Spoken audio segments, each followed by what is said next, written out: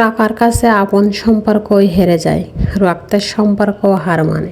যখন আপনার টাকা থাকবে তখন দূরের সম্পর্কগুলো আপন হবে, আর যখন আপনার টাকা থাকবে না তখন আপন সম্পর্কগুলোও দূরের মনে হবে। টাকায় সম্পর্ক নষ্ট করে। এই পৃথিবীতে যার টাকা আছে তার সব আছে, যার টাকা নেই তার কিছুই নেই। শখের জিনিসগুলোও কিন্তু এই টাকার কাছে বিক্রি হয়ে যায়। আমাদের গ্রামের ভাষায় একটা কথা বলে, তেলা মাথায় সবাই তেল দেয়।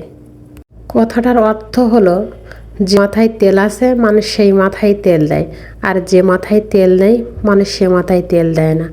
মানে যার টাকা আছে মানুষ টাকা ধার বলেন কর্জ বলেন যাই বলেন না কেন সব ধরনের আর্থিক সুযোগ সুবিধা সে পায়।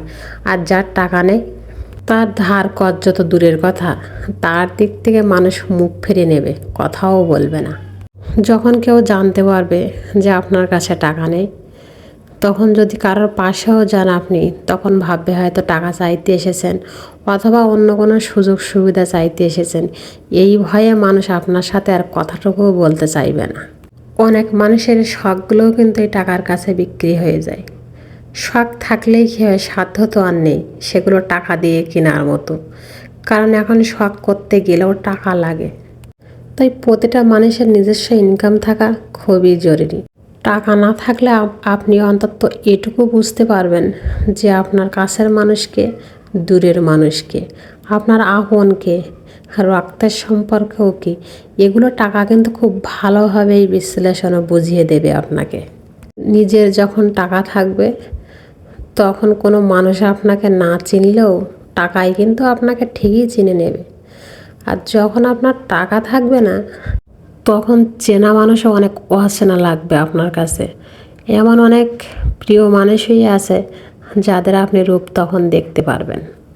তাই অন্তত আজকে এটা বলবো, নিজের যদি কিছু না থাকে, যদি টাকা না থাকে, অন্য কিছু না থাকে, কখনো কারোর দায়গ্রস্ত হবেন না, কারণ মানুষ কিন্তু আপনার থেকে তখন মুখ ফিরিয়ে নেবে। সাহায্য তো দূরের কথা, কথাটুকুও বলতে চাইবে না। চেষ্টা করবেন যাতে নিজের অবস্থার উন্নতি করতে পারেন। কারোর প্রয়োজন না হলেও অন্তত নিজের প্রয়োজনটুকু যেন মেটাতে পারেন সেই টাকা দিয়ে।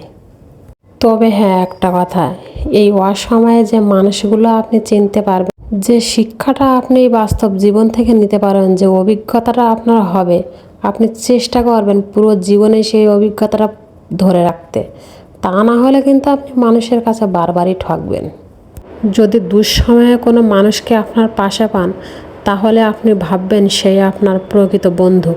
সে কিন্তু আপনার টাকার বন্ধু না, সে কিন্তু আপনার টাকা দেখে আপনার পাশে আসেনি, সে আপনার বিপদে আপনাকে সাহায্য করতে এসেছে। সারা জীবন আপনি তার কৃতজ্ঞতা প্রকাশ করবেন, কারণ এখন কিন্তু সবাই টাকার বন্ধু হয়, অসময়ে দুঃসময়ের বন্ধু কেউ হতে চায় না।